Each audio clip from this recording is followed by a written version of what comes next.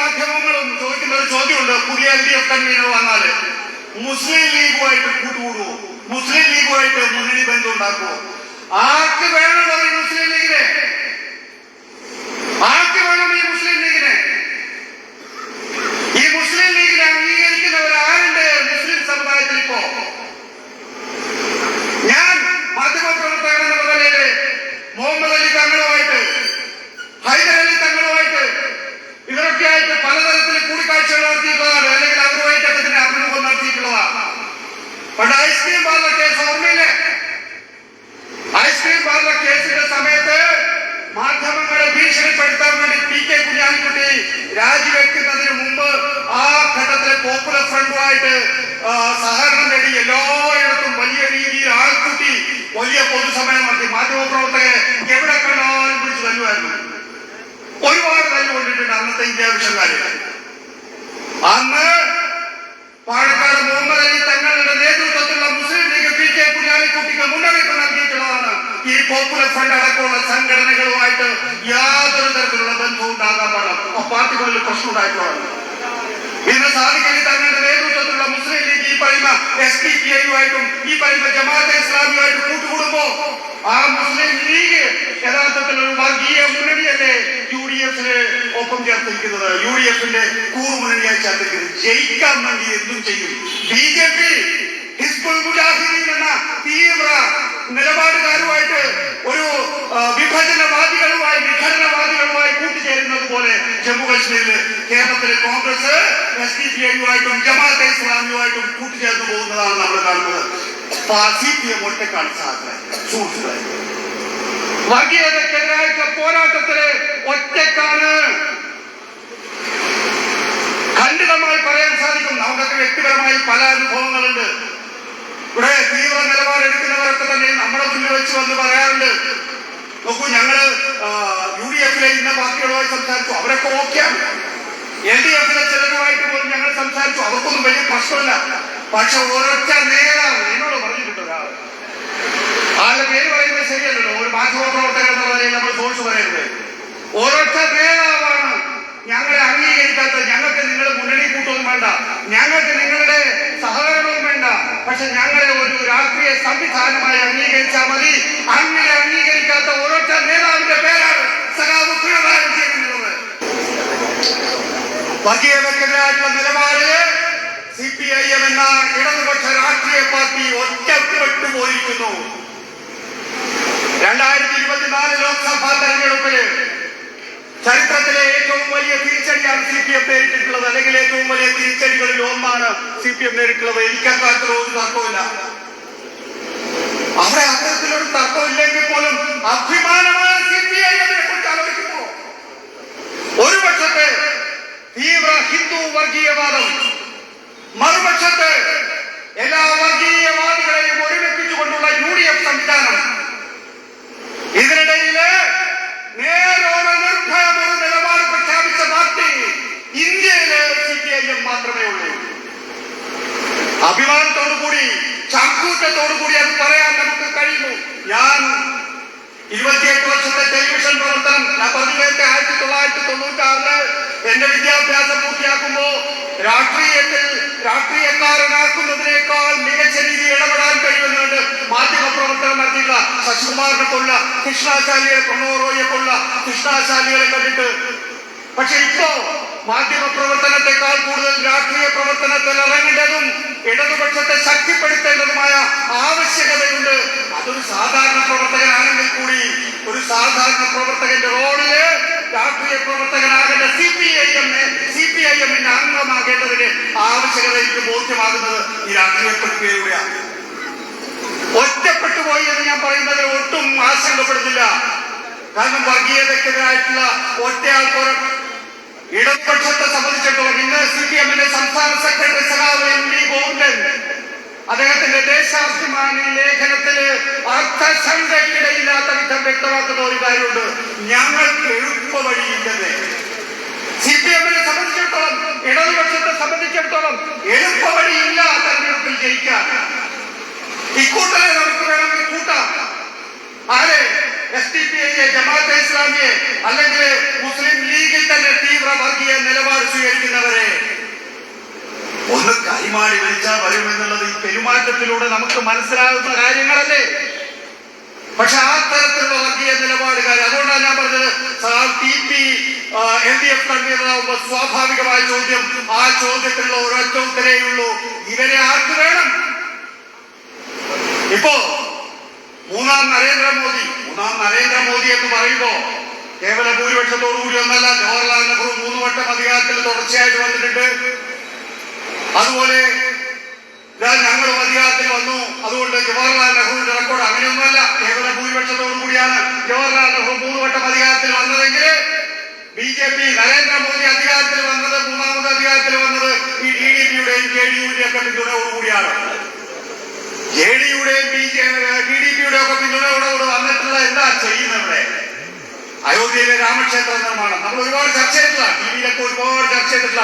പ്രാണപ്രതിഷ്ഠ, അതോടുകൂടി ഈ രാജ്യമാകമാനം ഞങ്ങള് 2002 ഗുജറാത്ത് കലാപം സൃഷ്ടിച്ച് ആ രാജ്യത്തെ 2ആയി വിഭജിച്ച് ഹിന്ദു വോട്ടുകൾ സമാഹരിച്ചതുപോലെ പ്രാണപ്രതിഷ്ഠയിലൂടെ ഹിന്ദു വോട്ടുകൾ മുഴുവൻ സമാഹരിക്കപ്പെടുമെന്ന് നരേന്ദ്രമോദിയും ടീമും കരുതി.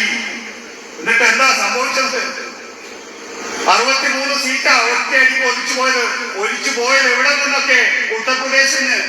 ഉത്തർപ്രദേശിന് പോട്ടെ, എവിടെയാണോ രാമക്ഷേത്രം നിർമ്മിച്ചിട്ടുള്ളത് ആ പാർലമെന്റ് മണ്ഡലമായിട്ടുള്ള ഫൈസാബാദിൽ ഒരു ദളിതരാണ് ഒപ്പിച്ചത്. നിങ്ങളൊന്ന് ആലോചിക്കണം കേട്ടോ. കേരളത്തെ കുറിച്ച് അഭിമാനം കൊള്ളുമ്പോൾ നമുക്ക് അഭിമാനം കൊള്ളാം, പല കാര്യങ്ങളിലും കേരളത്തെ കുറിച്ച് നമുക്ക് അഭിമാനം കൊള്ളേണ്ടതുണ്ട്, അതിന് രാഷ്ട്രീയ വിദ്യാഭ്യാസത്തെ കുറിച്ച്. പക്ഷെ ഉത്തർപ്രദേശ് അടിയന്തരാവസ്ഥ കാലഘട്ടത്തിലെ കേരളം അന്നത്തെ ഇന്ദിരാഗാന്ധിക്ക് അനുകൂലമായി വോട്ട് ചെയ്തപ്പോ ഉത്തർപ്രദേശിലെ ജനങ്ങളായിരുന്നു ഇന്ദിരാഗാന്ധി അധികാരത്തിൽ നിന്ന് താഴെ ഇറക്കുന്നത്.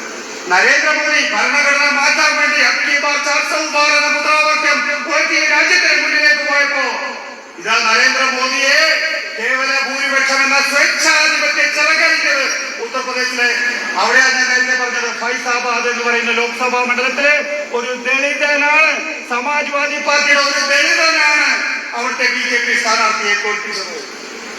നമ്മുടെ നാട്ടില് ഒരു ജനറൽ സീറ്റിൽ ഈ അടുത്ത കാലത്ത് ഒരു ദളിത മത്സരിച്ചിട്ടുണ്ട്. ഞങ്ങളുടെ സാമൂഹ്യ വിമർശനമായിട്ട് മനസ്സിലാക്കുക, ഒരു ജനറൽ സീറ്റിൽ ഒരു ദളിത മത്സരിച്ചിട്ടുണ്ട്.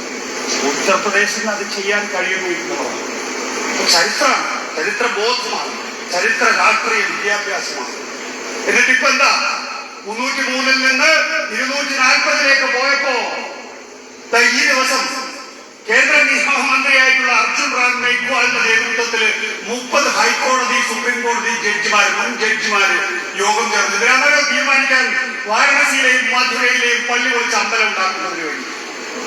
അതെ, വാരണസിയിലെ ഗ്യാൻവാബി പള്ളി പൊളിക്കാം, അതുപോലെ മധുരയിലെ ഷാഹി ഇത്യാഹ് പൊളിക്കാം, എന്നിട്ട് അവിടെ ക്ഷേത്രം നിർമ്മിക്കാം. ഇങ്ങനെ കാലാകാലം ഈ നാടിനെ അസ്ഥിരപ്പെടുത്തണം. ഈ നാടിനെ ശാന്തി സമാധാനം ഉണ്ടാകാൻ പാടില്ല. ഈ നാടിന് വിദ്വേഷം ഉണ്ടായി തുടരണം. അതിനാണ് മാത്രമേ ഇവർക്ക് രക്ഷയുള്ളൂ. ഈ നാട് കുട്ടിച്ചോറാകണം. നോക്കൂ, അങ്ങനെ കുട്ടിച്ചോറായാൽ മാത്രമേ ഞങ്ങൾക്ക് ജയിക്കാൻ കഴിയൂ എന്ന് കരുതുന്ന ഒരു വിഭാഗം ആളുകളാണ് ഈ നാട്ടിൽ കൊണ്ടുവരുന്നത്. ഏത് തെരഞ്ഞെടുപ്പുള്ള 2001-ലെ കച്ച് ഭൂകമ്പം, 2002-ലെ ഗുജറാത്ത് കലാപം അധികാരത്തിൽ വരുന്നത്, 2014-ലെ പശ്ചിമ ഉത്തർപ്രദേശിലെ വർഗീയ കലാപം, ഹരിയാനയിലെ വർഗീയ കലാപം, ഈ 2024 ലോക്സഭാ തെരഞ്ഞെടുപ്പിന് മുമ്പ് അമ്പലപൂർത്തിയായിട്ടില്ല പ്രാണപ്രതിഷ്ഠ. ഇത്തരത്തിലുള്ള രാജ്യം സൃഷ്ടിച്ചുകൊണ്ടിരിക്കുന്നു. ഇവിടെ നമ്മളെ സംബന്ധിച്ചിടത്തോളം അതാണ് ഞാൻ പറഞ്ഞത്, വർഗീയതക്കെതിരായിട്ടുള്ള ഫാഷിസ്റ്റ് സമീപനത്തിനെതിരായിട്ടുള്ള നിലപാടുമായി മുന്നോട്ട് പോകാൻ നമുക്ക് ചില മാതൃകകളുണ്ട് എന്നുള്ളതാണ്. ആ മാതൃകയാണ് സാവൻകയുടെ മാതൃക എന്ന് പറയുന്നത്. അത് നോക്കൂ, നമ്മൾ എപ്പോഴും പറയാറുണ്ട് അടിമ ഉടമ ബന്ധം, അത് കഴിഞ്ഞ് നാടുവാഴ്ത്ത ജന്മി കുടിയാൻ ബന്ധം, അത് കഴിഞ്ഞ് മുതലാളിത്ത സംസ്കാരം. ഒരുപക്ഷെ ഇന്നത്തെ നവോദാരവൽക്കരണ ചങ്ങാത്ത മുതലാളിത്ത സംവിധാനം നമ്മുടെ ഈ തലമുറയിൽ തൊട്ടു മുമ്പുള്ള തലമുറ എന്ന് പറയുന്ന സഖാവ് എനിക്ക് അടങ്ങുന്ന തലമുറ എന്ന് പറയുന്നത് അടിമ ഉടമ ബന്ധത്തെ കണ്ടറിഞ്ഞിട്ടുള്ളവര്, ജന്മിത്ത നാടുവാഴി ഭരണത്തിന്റെ ദുര്യോഗം അനുഭവിച്ചിട്ടുള്ളവര്, സ്വാതന്ത്ര്യ ദേശീയ പ്രസ്ഥാനത്തിൽ അണിചേർന്നിട്ടുള്ളവര്, കമ്മ്യൂണിസ്റ്റ് പ്രസ്ഥാനത്തിലെ കർഷക സംഘടനകളിലൂടെ വെടിയുണ്ടകൾക്ക് നേരെ വിരിമാറ് കാണിച്ചു കൊടുത്തിട്ടുള്ളവര്, അവരാണ് നമ്മുടെ മാതൃക. അവർ വിഭാവനം ചെയ്ത രാജ്യം എവിടെ? കേരളത്തിൽ ഞങ്ങളാണ് അധികാരത്തിൽ വരാൻ പോകുന്നത്. ഓ, ഞങ്ങളാണ് അധികാരത്തിൽ വരാൻ പോകണം 2026. എന്താ പണി? ഞാൻ ടെലിവിഷനിൽ ഇറങ്ങിയതിന് ശേഷം കണ്ടിട്ട് ഞെട്ടിപ്പോയി. എനിക്കതിന്റെ ഫുട്ടേജ് കാണാൻ പറ്റില്ല. ഞാനിന്റെ വെർബാറ്റും അതിന്റെ സ്ക്രിപ്റ്റ് ചെയ്യാൻ പത്രത്തിൽ മലയാള മനോരമ എന്ന UDF പത്രത്തിൽ വായിച്ചതാണ്. അതിനകത്ത് എന്താ, കെ സുധാകരന്റെ വീട്ടില് ഒരു എന്തായാലും പറയാ കൂടോത്രം നടക്കുക. അപ്പോ തൊട്ടടുത്ത കാസർഗോഡ് MP പോയിട്ട് ആ കൂടോത്ര സാധനങ്ങൾ എടുക്കുക, കൈയുടെ ഒരു രൂപം എടുക്കുക. ഞാൻ ആലോചിക്കുന്നതല്ല, ഈ കാലഘട്ടത്തിൽ ഇതൊക്കെങ്കിലും വിശ്വസിച്ച് നിൽക്കുന്നവരുണ്ടല്ലോ എന്നാണ്. സാധാരണ ആളുകൾ പോട്ടെ, ഞങ്ങൾ പണ്ട് റിപ്പോർട്ടർ തുടങ്ങിയതിന് ശേഷം, ഈ ആഴ്ച കഴിഞ്ഞ് റിപ്പോർട്ടർ തുടങ്ങിയതിന് ശേഷം ഒരു ടെലിവിഷൻ പ്രോഗ്രാം ഉണ്ടാക്കി. കാരണം ആ ഘട്ടത്തിൽ നമ്മൾ ഒരുപാട് ചർച്ച നടത്തി, സമൂഹത്തിൽ എന്തെങ്കിലും ഗുണമുള്ള എന്തെങ്കിലുമൊക്കെ പരിപാടി നടത്തണം. അപ്പൊ അങ്ങനെ ചർച്ച നടത്തിയപ്പോ ഉരുത്തിരിഞ്ഞു വന്നിട്ടുള്ള ഒരു ആശയമാണ് അന്ധവിശ്വാസം. നമ്മുടെ ജംഗ്ഷനിലുണ്ട് അന്ധവിശ്വാസം. മുൻകാലങ്ങളിൽ എവിടെയോ ദൂരെ എടുത്ത് പോയാൽ ഒരാൾ ഉറുക്ക് കെട്ടിത്തരും എന്നൊക്കെയാ പറയാം, അല്ലെങ്കിൽ ഏതെങ്കിലും തരത്തിലുള്ള ദുർമന്ത്രവാദം നടത്തിയിട്ട് ഞങ്ങളെ എന്തോ ചെയ്തു കളയുന്ന പറയാം. അങ്ങനെയൊക്കെയാണ്. അത് പക്ഷെ കുറെ അകത്ത് പോകണമെന്നാ പറയാം. ഇപ്പൊ നാട്ടിലെ നടച്ചും ഈ പറയുന്ന അന്ധവിശ്വാസം ജംഗ്ഷനിലെത്തിക്കുന്നു. നമ്മള് ജംഗ്ഷനിൽ പോയി ഒന്നിങ്ങനെ കണ്ണോടിച്ചാല് ഒന്ന് വരെ നോക്കിക്കഴിഞ്ഞാൽ 3-4 അന്ധവിശ്വാസം നമുക്ക് അവിടെ കാണാൻ കഴിയും. അത് നമ്മുടെ കണ്ണുകളിൽ കണ്ട് കണ്ട് കണ്ട് കണ്ട് നാട്ടുനടപ്പായി മാറി കഴിഞ്ഞു. അങ്ങനെയാണ് ഞങ്ങള് റിപ്പോർട്ടില് നമ്മളൊരു കാണാത്ത കേരളം, എന്റെ കേരളം എന്ന് പറയുന്ന ചിന്തരവീന്ദ്രന്റെ ഒരു പരിപാടി ഉണ്ടായിരുന്നു വിഷയത്തിൽ. അതുപോലെ അല്ല, ഇത് വ്യത്യസ്തമായ ഒരു കാണാത്ത കേരളം. ഞങ്ങൾ സ്റ്റിംഗ് ഓപ്പറേഷൻ ഒക്കെ നടത്തിയിട്ടാണ് ഓരോ സ്ഥലങ്ങളിൽ പോയി ക്യാമറ അത് കാണാതെ എടുത്തിട്ടാണ്. ആളുകൾ തുള്ളുകയല്ലേ, കിടക്കിന്ന് വെള്ളം പോയി ഒഴിക്കുന്നു, പുറത്തിച്ചാടുന്നു. എന്നിട്ട് ഇങ്ങനെ ഈ ചെറിയ കാവിന്റെ മുമ്പിൽ ഇങ്ങനെ വലിയ നൃത്യങ്ങളൊക്കെ, പെണ്ണുങ്ങളാണെങ്കിലും ആണുങ്ങളാണെങ്കിലും ആളുകളെ തല്ലുക, ആളുകളെ പീഡിപ്പിക്കുക, മൃഗങ്ങളെ ക്രൂരമായി കൊല്ലുക, ബലി കൊടുക്കുക, എന്തൊക്കെയോ കാണാൻ 10-36 എപ്പിസോഡ് നമുക്ക് ചെയ്യാൻ പറ്റിയിട്ടുള്ളൂ. പക്ഷെ അത് ചെയ്തു.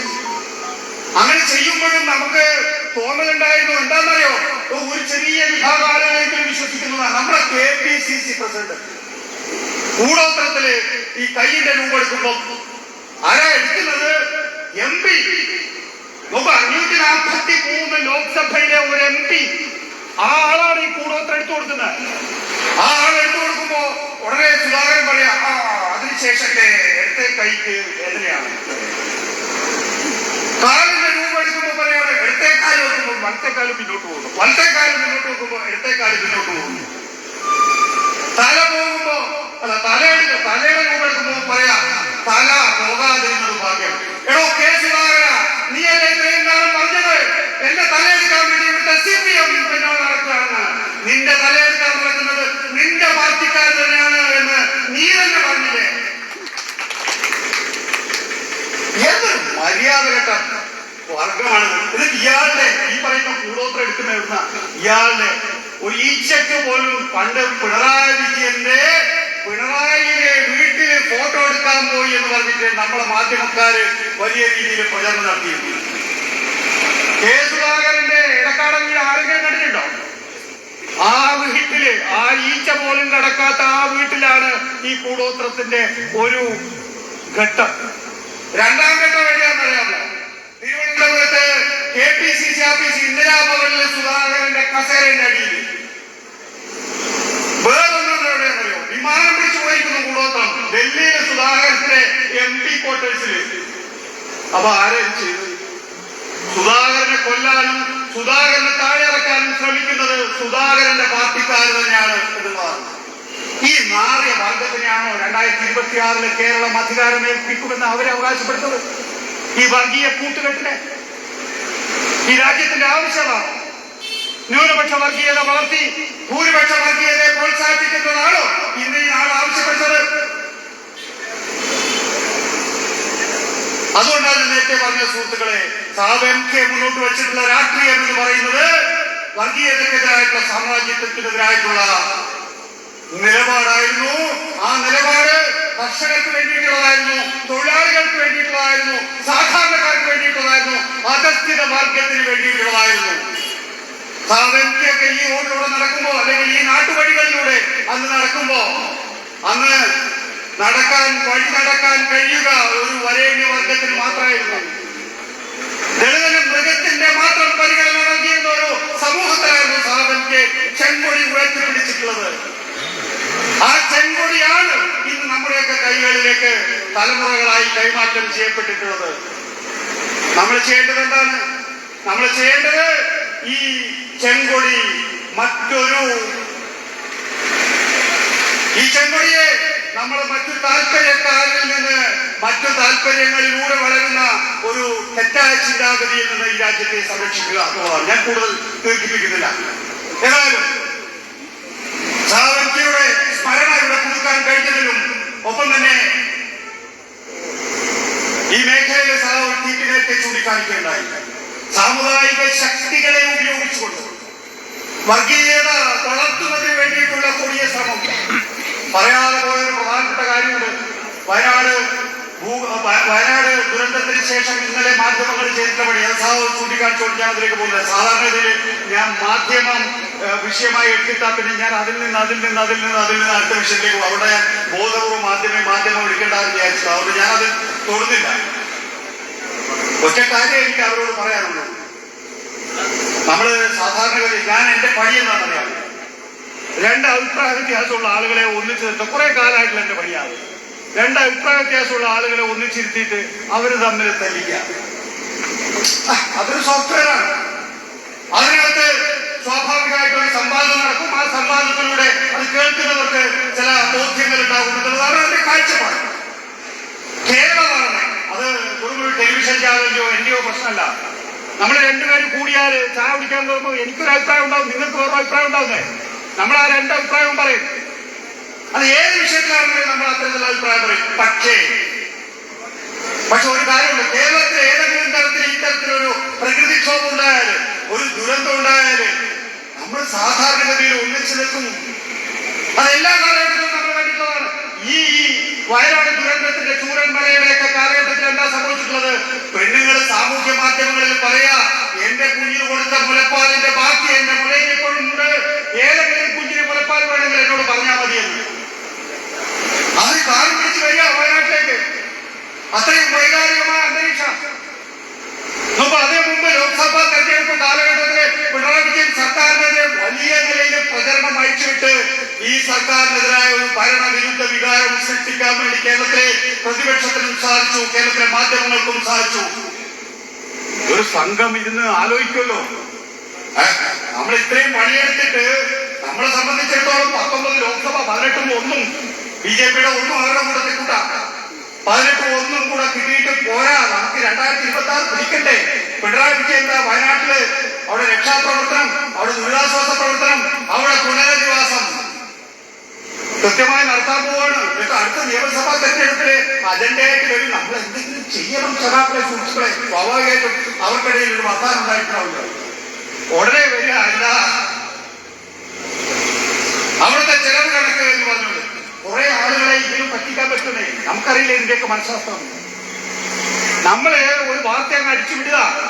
ഒരാൾ വാർത്ത അടിച്ചു വിടുമ്പോൾ ബാക്കി എല്ലാവരും മൊപ്പടിക്കുമ്പോൾ അതൊരു പ്രതീതി സൃഷ്ടിക്കും. ആ പ്രതീതി സൃഷ്ടിക്കുന്നതിന് ചിലപ്പോൾ നമ്മള് 10 പേരുണ്ടെങ്കിൽ ആ 10 പേരിലെ 6 പേര് ചിലപ്പോൾ അതിന്റെ സത്യം ബോധ്യപ്പെടായിരിക്കും. ബാക്കി 4 പേര് കിട്ടിയില്ലേ? അത് ചെറിയ കാര്യമാണോ? ആ 4 പേർക്ക് വേണ്ടിയിട്ടുള്ള ടാർഗറ്റാണ്. നിങ്ങൾക്ക് പറഞ്ഞാൽ കൂടി പോകും. ഈ കടയിൽ നിന്ന് നമ്മൾ 20 ഉറുപ്പ്യന്റെ സാധനം മേടിച്ചു വിചാരിക്കാം. 20 ഉറുപ്പ്യന്റെ സാധനം മേടിച്ചാൽ 1 രൂപ നമ്മൾ കേന്ദ്രത്തിൽ അടയ്ക്കുന്ന ടാക്സാണ്. 20 ഉറുപ്പ്യന്റെ സാധനം അരി, പഞ്ചസാര, ഉള്ളി മേടിച്ചു വിചാരിച്ചാൽ 20 ഉറുപ്പ്യ കൊടുത്താൽ 1 ഉറുപ്പ്യ ടാക്സാണ് കേന്ദ്ര സർക്കാരിന്. കേന്ദ്ര സർക്കാർ 1 ഉറുപ്പ്യയിൽ നിന്ന് നമുക്ക് നൽകുന്ന വിഹിതം എത്രയാ? 20 പൈസ. ബാക്കി 80 പൈസ എടുക്കും. ഉത്തർപ്രദേശുകാരന്റെ കടയിൽ നിന്ന് നമ്മൾ 20 ഉറുപ്പ്യന്റെ സാധനം ഉത്തർപ്രദേശുകാരന്റെ കടയിൽ നിന്ന് നമുക്ക് സാധനം വാങ്ങിച്ച് അവർ കൊടുക്കുന്ന 1 ഉറുപ്പ്യയിൽ നിന്ന് കേന്ദ്ര സർക്കാർ അവർ കൊടുക്കുന്ന എത്രയാ? 17 ഉറുപ്പ്യ. 1 ഉറുപ്പ്യക്ക് പകരം 17 ഉറുപ്പ്യ. നമുക്ക് 1 ഉറുപ്പ്യക്ക് പകരം 20 പൈസ. ബീഹാർകാരന് 1 ഉറുപ്പ്യക്ക് അവർ കൊടുക്കുന്ന ടാക്സിന് പകരം കിട്ടുന്ന 21 രൂപ. നമുക്ക് 20 പൈസ. 20 മതി. 20 പൈസ മതി. അത് നേരാവണ്ണം തരുന്നുണ്ടോ? ഇല്ല. അങ്ങനെ ഡിവിസിബിൾ പൂൾ എന്നാണ് പറയാ. ഡിവിസിബിൾ പൂളില് പോരായ്മയുള്ള സംസ്ഥാനങ്ങൾക്ക് കൊടുക്കുന്ന റവന്യൂ ഗ്രാന്റ് വട്ടപ്പൂറ്റിയല്ലേ ഈ 2023-24 സാമ്പത്തിക വർഷം? അത് തരുന്നുണ്ടോ? ഇല്ല. ഈ പേരാമ്പ്രയിൽ ഏതാണ്ട് 10 കിലോമീറ്റർ അപ്പുറത്ത് പോയാല് AMS സ്ഥലം കാണിച്ചു അവിടെയാ എന്ന് പറഞ്ഞ് സ്ഥലം കാണിച്ചു കൊടുത്തു സംസ്ഥാന സർക്കാർ. AMS തന്നോ? ഇല്ല. പാലക്കാട് നമുക്കൊരു റെയിൽവേ സോൺ വേണമെന്ന് നമ്മൾ പതിറ്റാണ്ടുകളായി ആവശ്യപ്പെടുന്നു. തന്നോ? ഇല്ല. എന്റെ വർഗത്തിന്, മാധ്യമ വർഗത്തിന് ഇതിലൊന്നും ഒരു കുഴപ്പമില്ല. ഒരു കുഴപ്പമില്ല. വേണ്ട, നമുക്ക് പൈസയും വേണ്ട, നമുക്ക് റവന്യൂ ഗ്രാന്റും വേണ്ട, നമുക്ക് പദ്ധതികളും വേണ്ട. പോട്ടെ. വയനാട് ദുരന്തം രാജ്യം കണ്ടിട്ടുള്ള ഏറ്റവും വലിയ ദുരന്തമാണെന്നാണല്ലോ നരേന്ദ്രമോദിയുടെ വന്ന് തട്ടിവിട്ടത്. അതൊരു ദേശീയ ദുരന്തമായി പ്രഖ്യാപിച്ചു. കുഴപ്പമില്ല. അതിന് 10 പൈസ, 5 നയാ പൈസ നമ്മുടെ നാട്ടുഭാഷ പറയില്ല. 5 നയാ പൈസ ഇതുവരെ കേന്ദ്രം. വയനാട് കേരളത്തിന്റെ മാത്രം ഭാഗമാണ്. വയനാട് രാജ്യത്തിന്റെ ഭാഗമില്ലേ? അതിനുശേഷമല്ലേ തെലങ്കാനയിലും ആന്ധ്രാപ്രദേശിലും പ്രളയം നടന്നത്? ഇവിടെ 4000 കോടി രൂപ കോഴിച്ചെറിഞ്ഞത്. സിക്കിമിലും അസാമിലും പ്രളയം ഉണ്ടായത് 11,000 കോടി രൂപ കോഴിച്ചെറിഞ്ഞത്. ഈ വയനാട്ടിൽ ഒരു 5 നയാ പൈസ നമുക്ക് അറിയുന്നത്. മാധ്യമങ്ങൾക്ക് ആർക്കെങ്കിലും കുഴപ്പമുണ്ടോ? ഇല്ല. UDF പ്രതിപക്ഷത്തിന് എന്തെങ്കിലും കുഴപ്പമുണ്ടോ? ഒരു കുഴപ്പമില്ല. നിങ്ങൾ എഴുതി കൊടുത്ത കണക്കിൽ ചെറിയൊരു പ്രശ്നമുണ്ട്. എന്തുകൊണ്ടില്ല? ഇമാതിരി ടീംസാണ് നമ്മുടെ ചുറ്റും നിൽക്കുന്നത് എന്ന് മനസ്സിലാക്കുമ്പോ ഞാനതാ പറഞ്ഞത്, വർഗീയതക്കെതിരായിട്ടുള്ള പോരാട്ടത്തില്, ഈ ഫാഷിസ്റ്റ് ഭരണകൂടത്തിനെതിരായിട്ടുള്ള നിലപാടില് ഇടതുപക്ഷം, കമ്മ്യൂണിസ്റ്റ് പാർട്ടികള് ഒറ്റക്കാണ്. സഖാവ് MK ഒക്കെ മുന്നോട്ട് വെച്ചിട്ടുള്ള പതാക, ചുവന്ന പതാക, ആ ചുവന്ന പതാക മുന്നോട്ട് നയിക്കുകയാണെങ്കിൽ മാത്രമേ ഈ രാജ്യത്ത് ജനാധിപത്യത്തിനും മതേതരത്വത്തിനും ഭാവി ഉണ്ടാവുകയുള്ളൂ. ആ ഭാവിക്ക് വേണ്ടിയിട്ടുള്ള കടുത്ത പരീക്ഷണങ്ങളിലൂടെയുള്ള പോരാട്ടത്തിലാണ് 2024 കൃത്യമായ ബോധ്യം അത് നൽകുന്നുണ്ട്. കടുത്ത പരീക്ഷണം നമ്മൾ നേരിടാൻ പോവുകയാണ്. ആ കടുത്ത പരീക്ഷണത്തില് തോളോട് തോൾ ചേർത്ത് നിൽക്കാൻ സഖാവ് MKയുടെ വീക്ഷണങ്ങൾ, സഖാവ് MK മുന്നോട്ട് വെച്ചിട്ടുള്ള രാഷ്ട്രീയം നമുക്ക് പാഠമാകട്ടെ എന്ന് മാത്രം പറഞ്ഞുകൊണ്ട് നിങ്ങൾക്ക് എല്ലാവർക്കും എന്റെ അഭിവാദ്യം.